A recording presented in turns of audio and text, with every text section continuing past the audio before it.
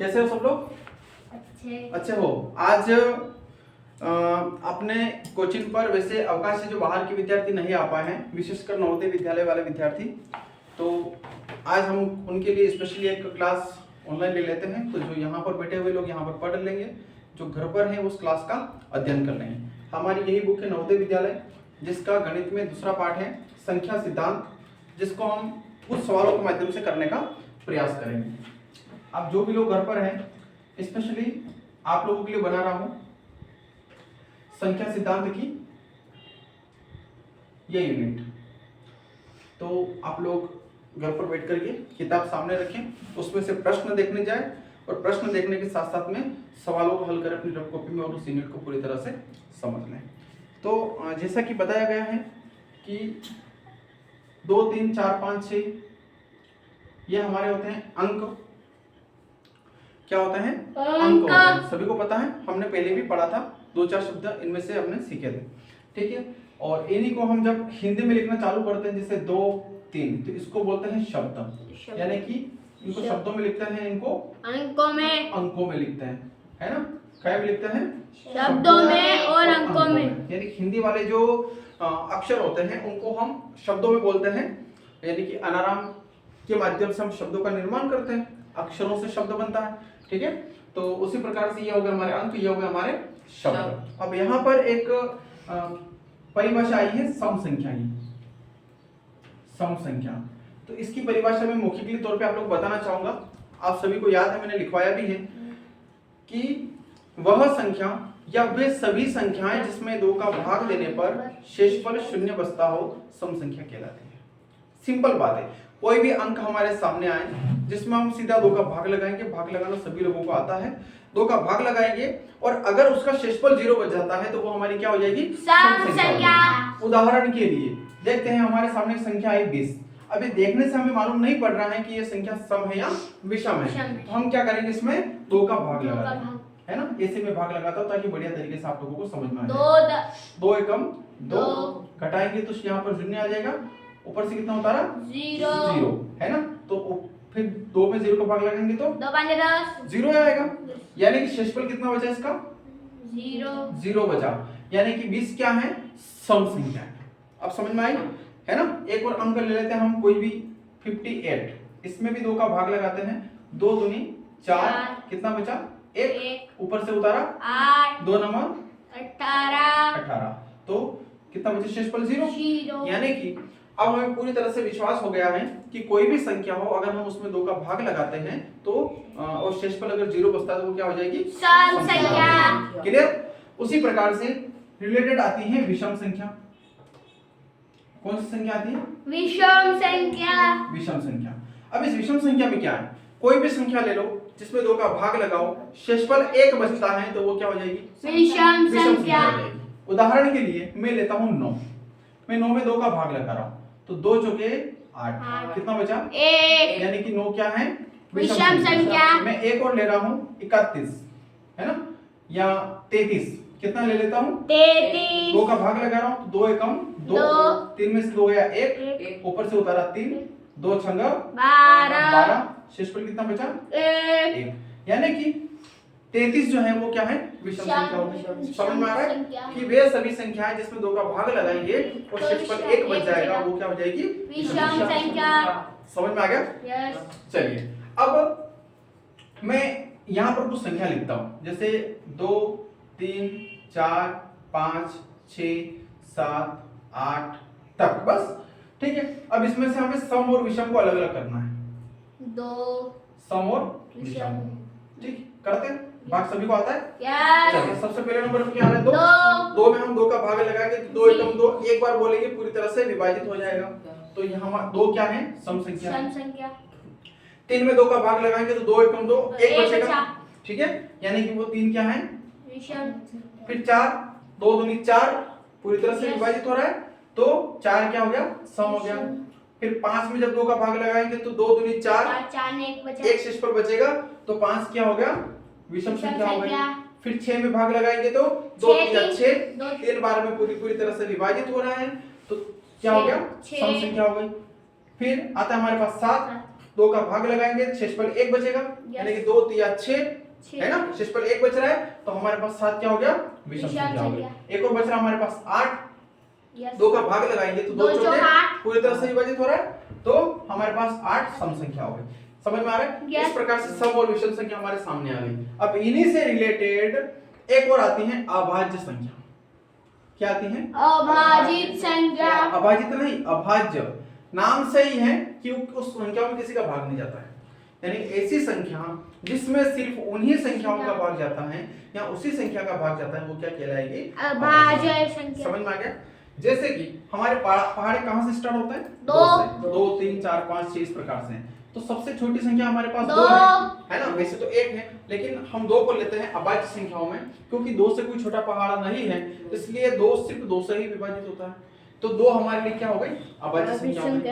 फिर उसके बाद में आता है 3, तो 3 से छोटा पहाड़ा तो 2 है, लेकिन 2 का भाग 3 में नहीं जाता है, तो फिर 3 से विभाजित करना पड़ेगा, तो 3 भी क्या हो गई? अभाज्य संख्या हो गई। अब 4 क्या है? भाज्य संख्या है, क्योंकि 2 दूनी 4 पूरी तरह से विभाजित होती है ना। फिर उसके बाद में आता है 5 किससे विभाजित होता है? किसी से नहीं, सिर्फ 5 से होगा, तो 5 हमारी अभाज्य संख्या हो गई। फिर आता है 6, तो 2 3 6 विभाजित हो गया। फिर 7 है ना, इस प्रकार से 7 11 13 17 19 ये सारी क्या है? हमारी अभाज्य संख्या। समझ में आ रहा है? ये सारी क्या है? हमारी अभाज्य संख्या है। यहाँ तक समझ में आई? ये सारा अभी तक हमने जो पढ़ा है वो समझ में आया? अब इससे आगे हम क्या करेंगे? हमारी किताब के प्रश्न उत्तर को हम हल करेंगे। ठीक है, किताब के प्रश्न उत्तर को हम हल करेंगे। करेक्ट? इनको मैं मिटा देता हूं। आप लोगों के पास ये सारी चीजें हैं वैसे, लेकिन जब ऑनलाइन क्लास ले रहा था तो ये थोड़ा सा रिपीट करना आवश्यक था। ठीक है, अब प्रश्न क्रमांक 1 दिया है इसमें। प्रश्न नंबर पहला कि 1/2 माइनस 1/3 प्लस 1/4 में प्रश्न क्या बोल रहा है कि क्या जोड़े कि 1 के बराबर हो जाए। ठीक है, तो मैं बोलता हूं कि मान लेता हूं मैं, माना कि 1/2 माइनस 1/3 प्लस 1/4 में x जोड़ने पर 1 आएगा, जोड़ने पर वो 1 के बराबर हो जाएगा, है ना, हो जाएगा। ठीक है, तो अब हम उसको लिखते हैं कंडीशन में, तो 1/2 माइनस 1/3 प्लस 1/4 प्लस x बराबर 1। ये बात लिखी हमने कि इस सभी संख्या में हम x का मान जोड़ेंगे या x को जोड़ेंगे तो 1 के बराबर हो जाएगा। ये बात लिखी? समझ में आ रहा है? चलिए, अब ये समीकरण लिखने के बाद में क्या हो रहा है? हमें एक चीज दिख रही है कि एक संख्या अलग है, बाकी सारे अंकों का मान है।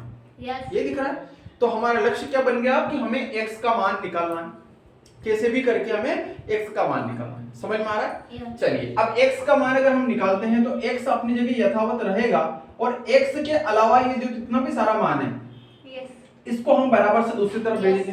ठीक है, जब हम इसको बराबर से दूसरी तरफ भेजेंगे तो जो मान प्लस में है वो माइनस में हो जाएगा, और जो माइनस में है वो प्लस में हो जाएगा। फिर उसके बाद उसको अपन हल करेंगे।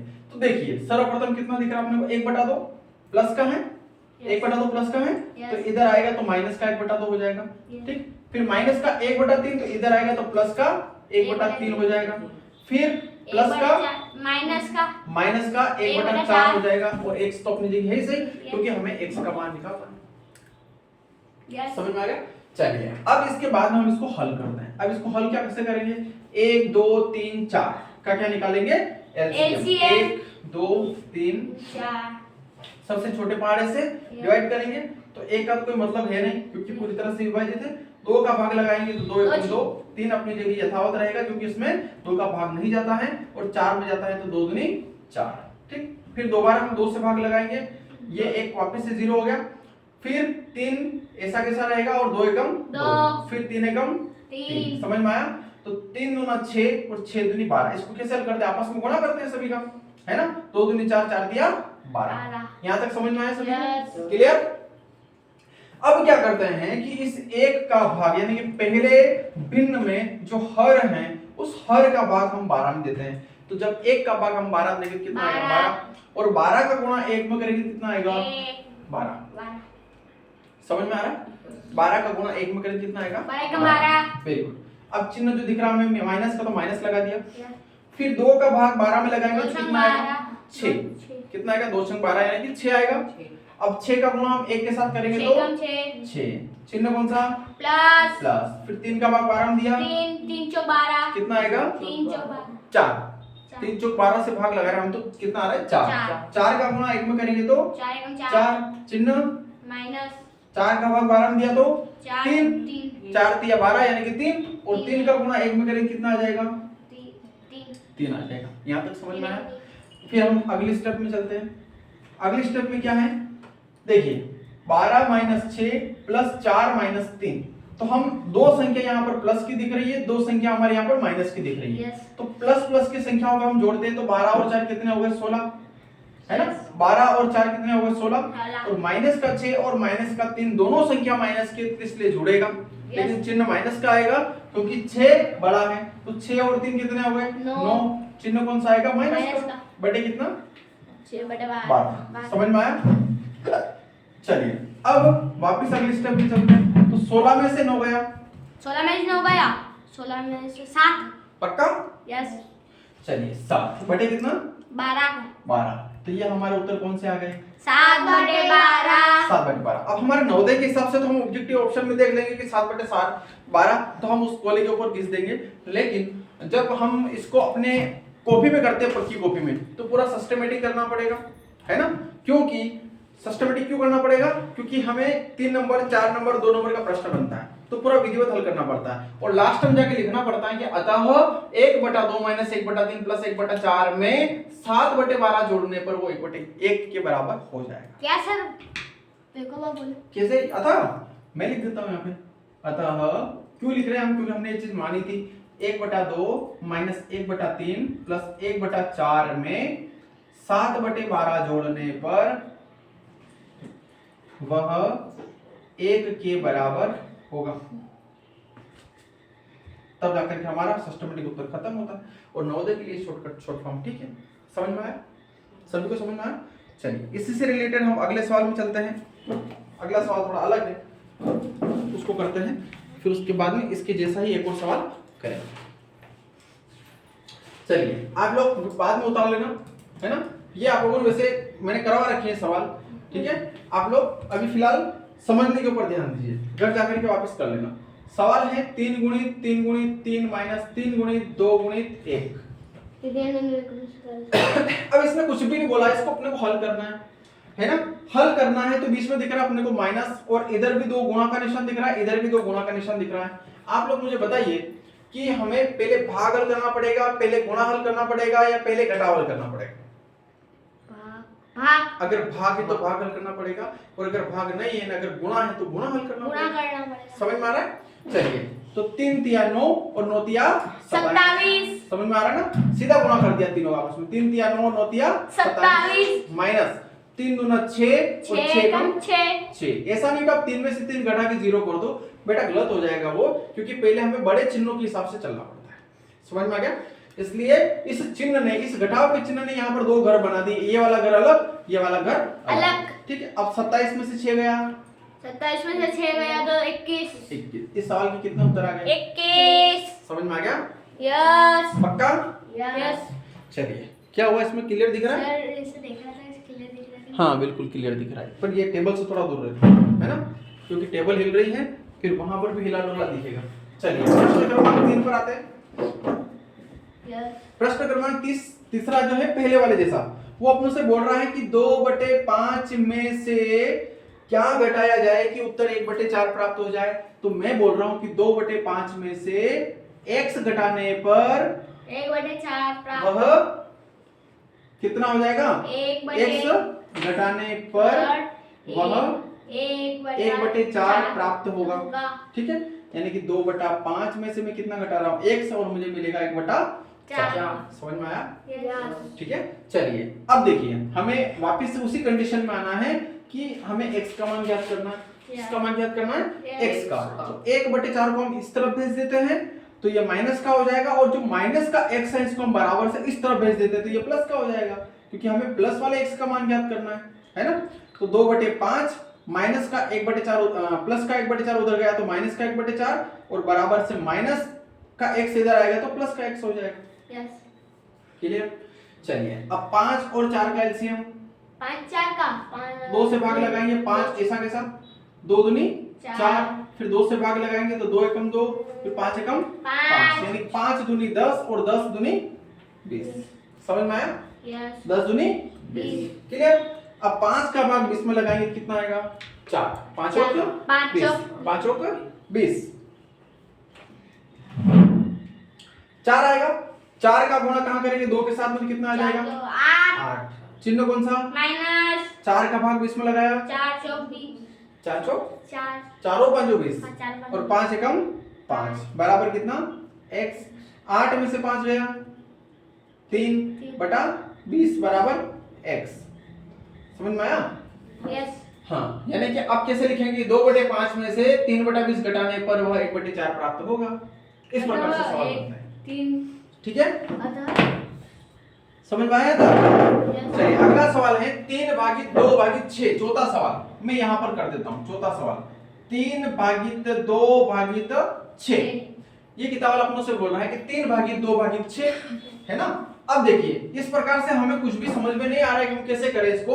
हम इसको अपनी लैंग्वेज में बनाते हैं तो 3/2/6 बटे में कुछ नहीं तो 1 लिख दो। यहां तक समझ में आया? अब क्या करते हैं कि जब इस भाग को हम गुणा में बदलते हैं तो भाग के बाद वाला जो मान होता है वो उल्टा हो जाता है, व्युत्क्रम हो जाता है उसका। yes, है ना। तो 3/2 गुणित 1/6। अब समझ में आया? तो ऊपर हम 3 का गुणा 1 में करेंगे कितना? 3 और 6 का गुणा 2 में करेंगे तो 12। कितना आया? 3/12। अब इसको थोड़ा हल कर लेंगे तो 3 एकम 3 3 चौक 12 तो बराबर कितना आएगा? 1/4। ये हमारा चौथा सवाल है। समझ में आ गया? पांचवा सवाल इसी प्रकार से बहुत सरल सवाल है। पांचवा सवाल बोल रहा है कि -2 में से 2 घटाइए। अब यहां पर समझने वाली बात यह है कि -2 में से कितना घटाना है? अपने को 2 घटाना है। तो घटाना है इसलिए हम यहां पर काय का निशान लगाएंगे? घटाव का। समझ में आ रहा है? अगर वो जोड़ने की बोलते तो हम यहां पर जोड़ का निशान लगाते, अगर हमें गुणा करने की बोलते तो हम यहां पर काय का निशान लगाते? गुणा। लेकिन उसने क्या बोला कि -2 में से 2 घटाइए तो हमने काय का निशान लगा दिया? माइनस का। बिल्कुल यही लगेगा। अब इस चित्र को देखते हुए, इस सवाल को देखते हुए, इस समीकरण को देखते हुए क्या लग रहा है कि दोनों संख्या माइनस के इसलिए मान जुड़ेगा। जुड़ेगा तो 2 और 2 कितना हो जाएगा? 4। लेकिन चिन्ह कौन सा आएगा? माइनस का चिन्ह आएगा क्योंकि बड़ी संख्या या दोनों संख्या माइनस की है। समझ में आ रहा है? तो इसका उत्तर कितना आ जाएगा? -4। समझ में आ गया? इस प्रकार से हमारे नवोदय में सवाल आते हैं। इतने सरल सवाल है। समझ में आया? चलिए हम इसको मिटाते हैं और फिर आगे बढ़ते हैं। आप लोग घर पे प्रैक्टिस करोगे? जरूरत ही नहीं है ना? चलिए आप लोग वीडियो को रोक रोक करके अपनी कॉपी को कंप्लीट कर सकते हैं ना।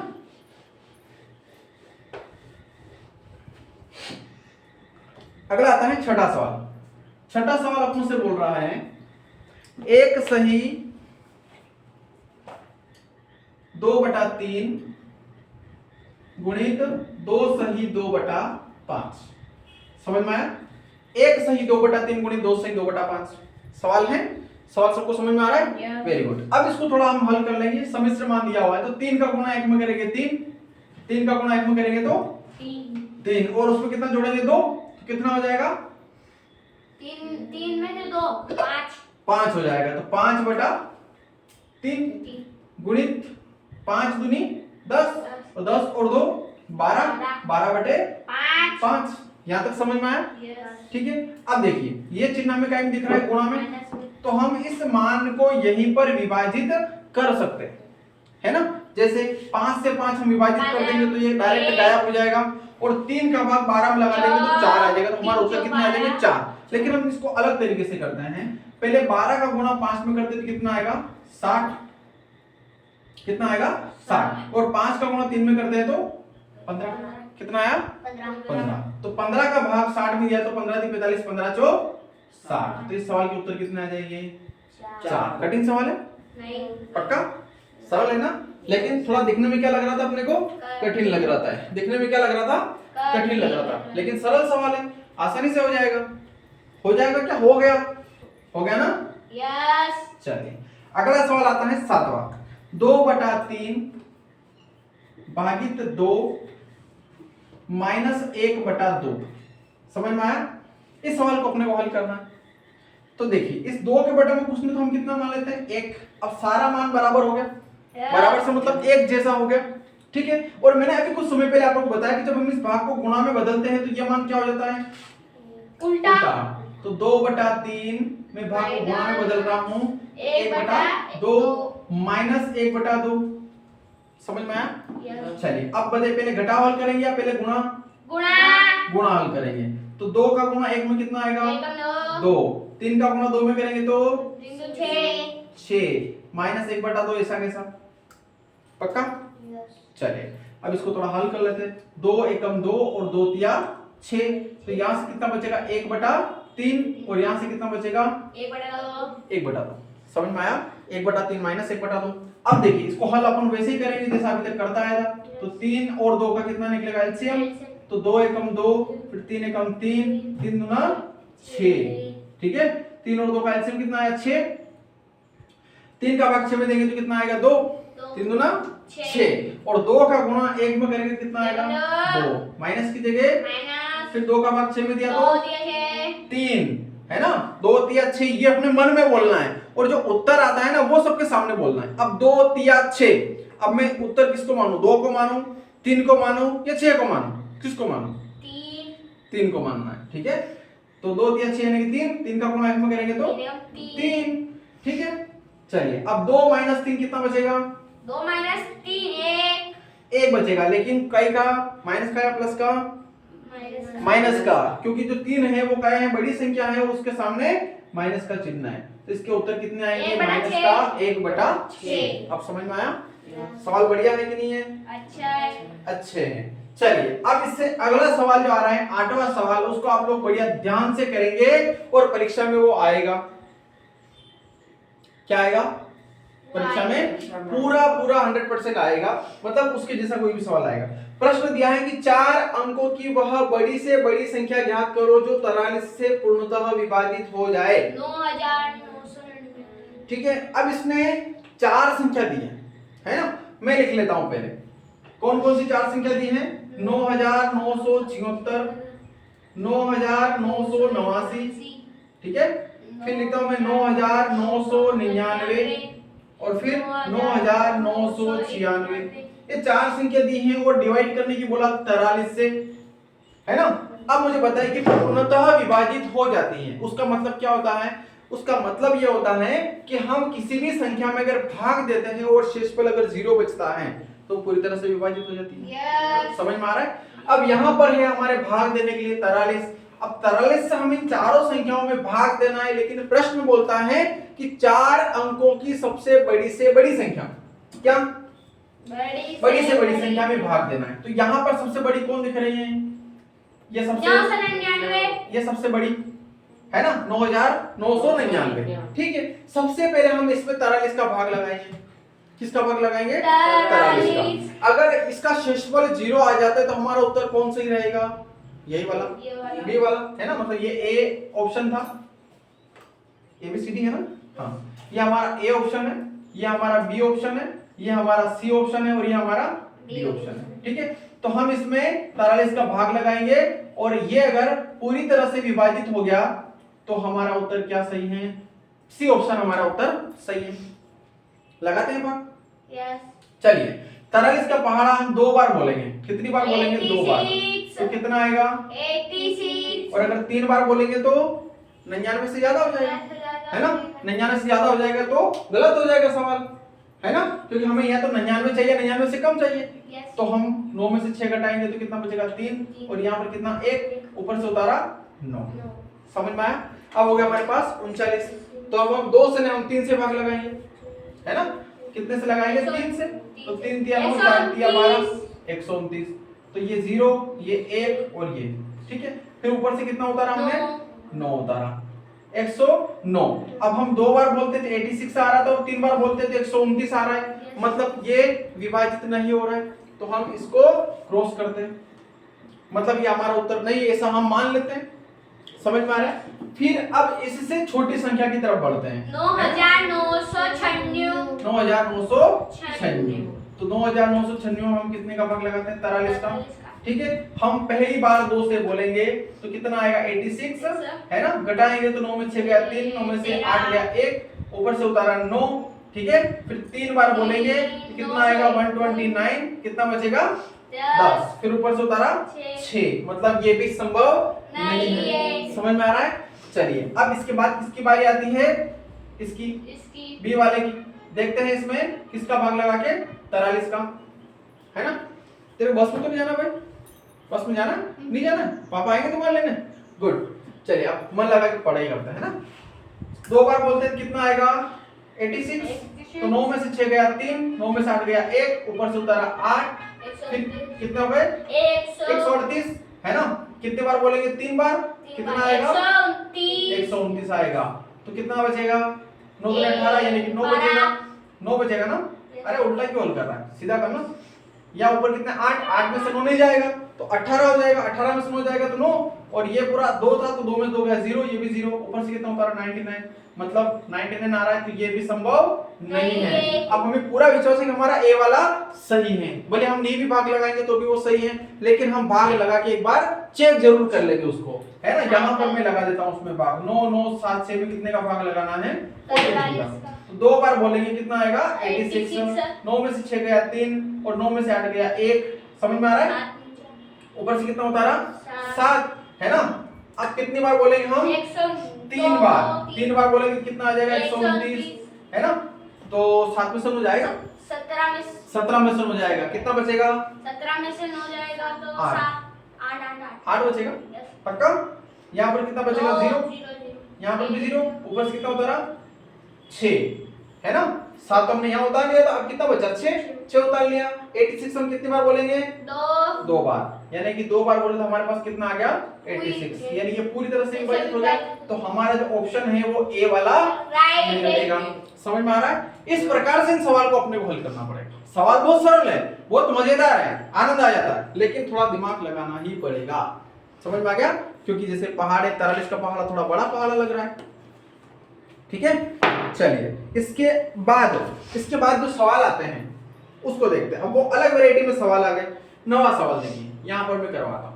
उसमें कुछ संख्या लिखी है कि 17004 है ना, से बनने वाली सबसे बड़ी संख्या और सबसे छोटी संख्या के योग में फिर 3 का भाग लगाना है और फिर भागफल बताना।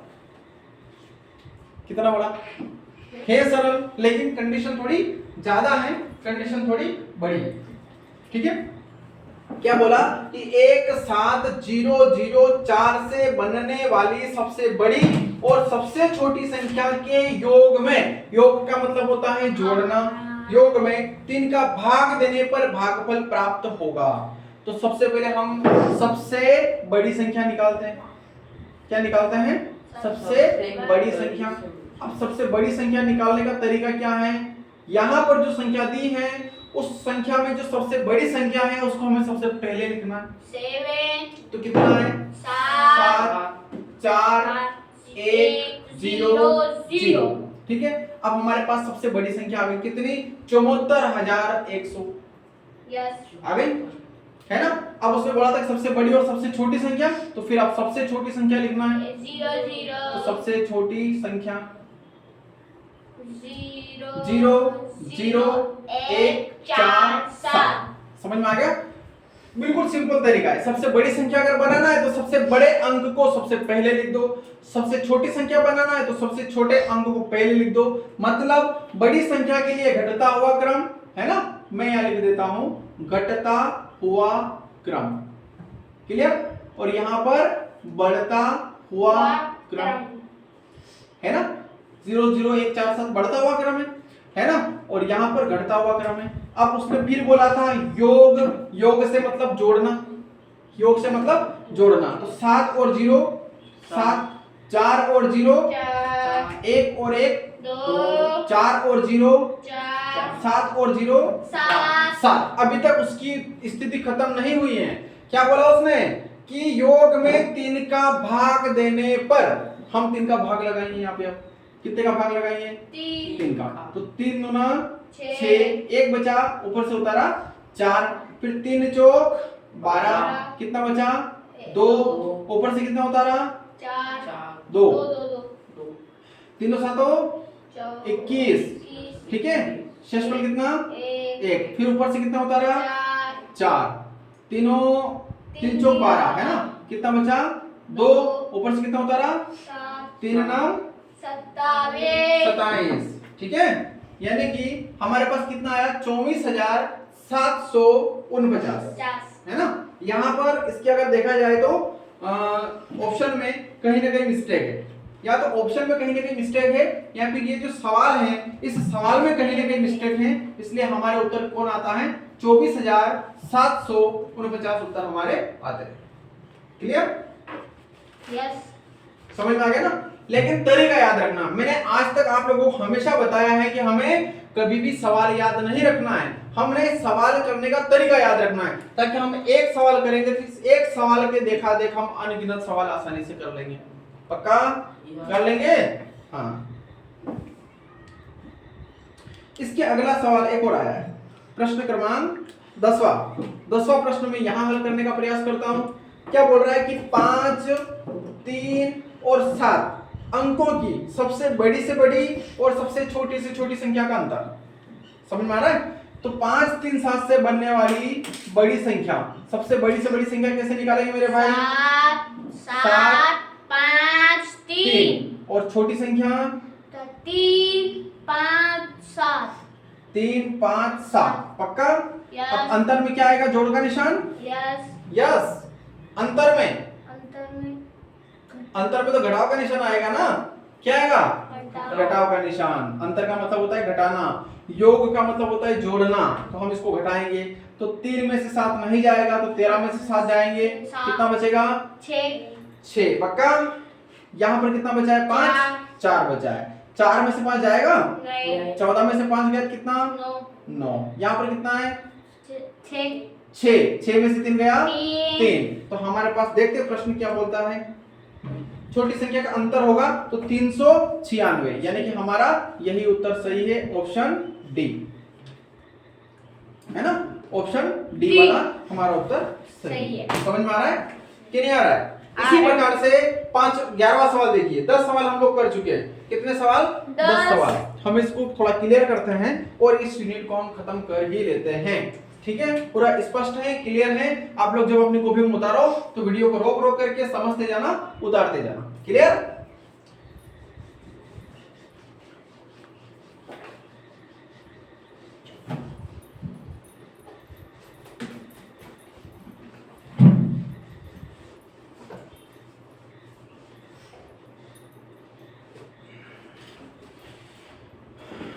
प्रश्न क्रमांक 11। 5 अंकों की सबसे बड़ी से बड़ी संख्या क्या होगी जो 5 से पूर्णतः विभाजित हो जाए?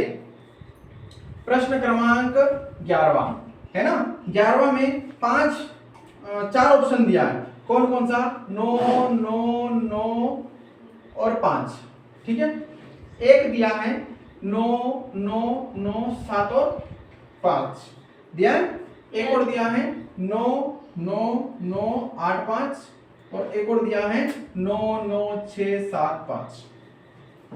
5 अंकों की सबसे बड़ी से बड़ी संख्या क्या होगी जो 5 से पूरी तरह से विभाजित हो जाए? मतलब इन 4 ऑप्शन में हमें सबसे बड़ी संख्या ढूंढना है और भाग लगाना है 5 का और विभाजित करना है कि कौन सी संख्या विभाजित होती है।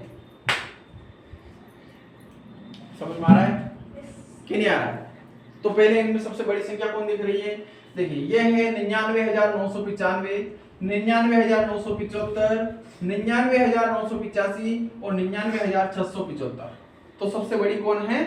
99,995 बड़ी है। 99,995 सबसे बड़ी है।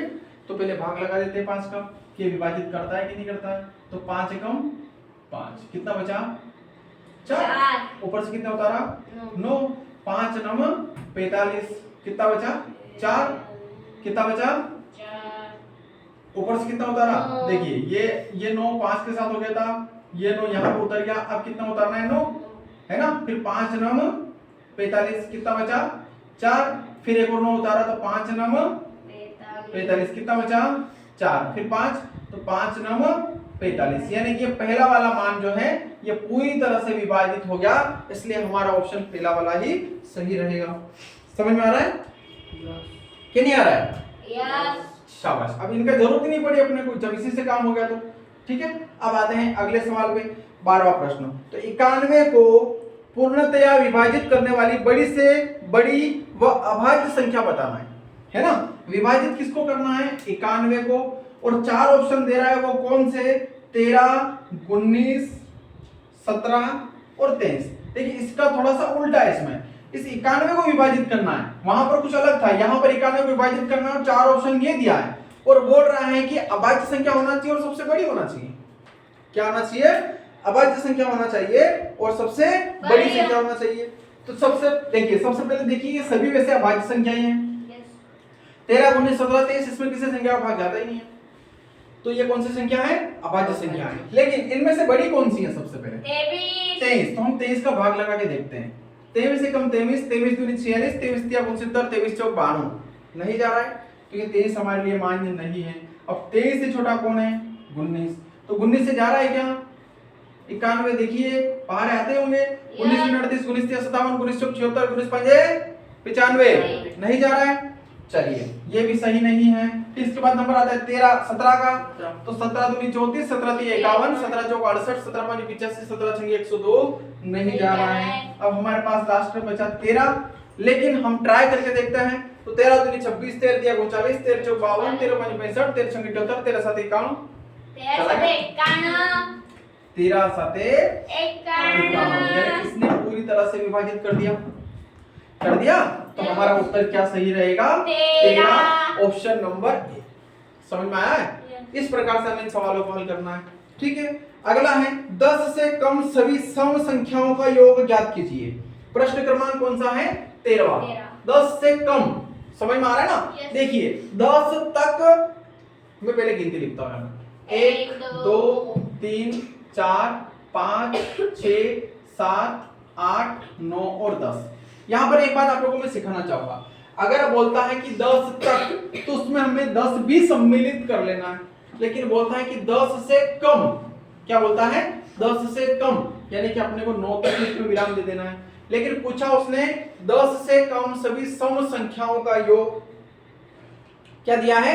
सम संख्याओं का योग। तो 10 से कम सभी सम संख्या कौन सी आ गई? 2 4 6 और 8। 10 तो हम ले ही नहीं सकते हैं क्योंकि उसने 10 से कम बोला है। ठीक है, तो 4 और 2 कितने हो गए? 6 और 6 12, 12 और 8 20। तो हमारे 10 से कम सभी सम संख्याओं का योग कितना हो गया? 20 हो गया। समझ में आ रहा है?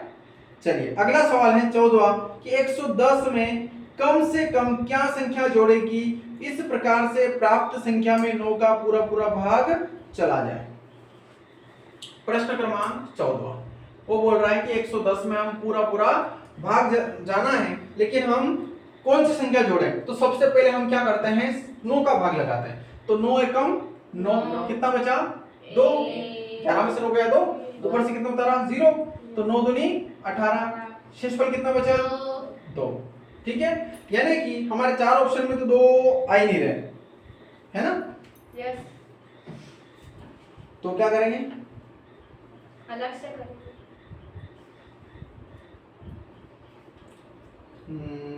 कंफ्यूज करने के लिए हम किया है ना। हम एक काम करते हैं, तो और पीछे सवाल है इसमें, तो चलिए कोई बात नहीं। हम सबसे पहले क्या करते हैं? प्रश्न बोला है कि 110 में कम से कम क्या संख्या जोड़ें कि इस प्रकार से प्राप्त संख्या में 9 का पूरा पूरा भाग चला जाए। तो 110 में हम सबसे पहले 4 जोड़ते हैं, कितना बनेगा? 114। कितना बनेगा? 114। 114 में हम किसका भाग लगाते हैं? 9 का। तो 9 एकम 9, कितना बचेगा? 2, ऊपर से उतारा 4, तो 9 दूनी 18 और 9 तिया 27 हो जाएगा, ज्यादा हो जाएगा। तो कितना बचा? 6, भाग नहीं जा रहा है। ठीक है, फिर अगला आता है 7। कितना आता है? 7। तो 110 प्लस 7 बराबर कितने हो गए? 117। कितना हो गए? 117, ठीक है। 9 का भाग लगा रहे तो 9 एकम 9, कितना बचा 2, ऊपर से उतारा 7, तो 9 3 18, 9 तिया 27, 9 तिया 27, यानी कि 0 0, यानी कि हम 110 में 7 जोड़ने पर प्राप्त होगा 113, है ना, पूरी तरह से विभाजित हो जाएगा, है ना। अब ये अगर ये तरीका भी एक और सही है, अगर इसमें ऑप्शन मिल जाता है तो हम डायरेक्ट भाग देते हैं और 2 जोड़ देते हैं। कैसे? जैसे कि हम 110 में अगर 2 जोड़ते हैं तो कितना हो गया? 112 हो गया, और 112 में हम 9 का भाग लगाएंगे तो 9 एकम 9 नहीं जाएगा, हटाओ, ठीक है, यही सही है हमारे लिए, ठीक है।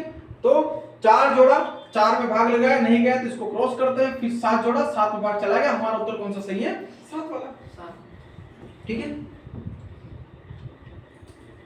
एक और है 15वां प्रश्न, लास्ट प्रश्न करते हैं आज के लिए कि 3 से विभाजित होने वाली 20 से कम सभी संख्याओं का योग ज्ञात करना है, ठीक है। 20 से विभाजित होने वाली, तो इसको मिटाता हूं मैंने 20 तक गिनती लिख 10 तक तो गिनती लिख ही रखा है, थोड़ी और लिख लेता हूं, है ना। 11 12 13 14 15 16 17 18 19 और 20, ठीक है। प्रश्न है कौन सा वाला? 15 नंबर है। कौन सा नंबर का? 15 नंबर। तो 15 नंबर का प्रश्न बोलता है कि 3 से विभाजित होने वाली 20 से कम सभी संख्याओं का योग ज्ञात करना है। तो 3 से विभाजित एक तो कौन हो रहा है? 3, एक 6, एक 9, एक 12, एक 15 और एक 18 हो रहा है। चलिए इन सबको जोड़ते हैं तो 8 और 5 13, 13 और 2 15, 15 और 9 24, 24 और 6 30 और 3 33, 33 का 3 हासिल 3, 33 का 3 हासिल 3, 3 और एक 4 और एक 5 और एक 6, यानी कितना आया? 63, कितना आया? 63, है ना। यानी 20 से कम सभी 3 से विभाजित होने वाली संख्या कितनी हमारे पास? 63, ठीक है। आज हमने 15 सवाल किए हैं। आप लोग शाम को जाकर के प्रैक्टिस करना, लिखना, समझना और अपनी पक्की कॉपी कंप्लीट करना, ठीक है। धन्यवाद।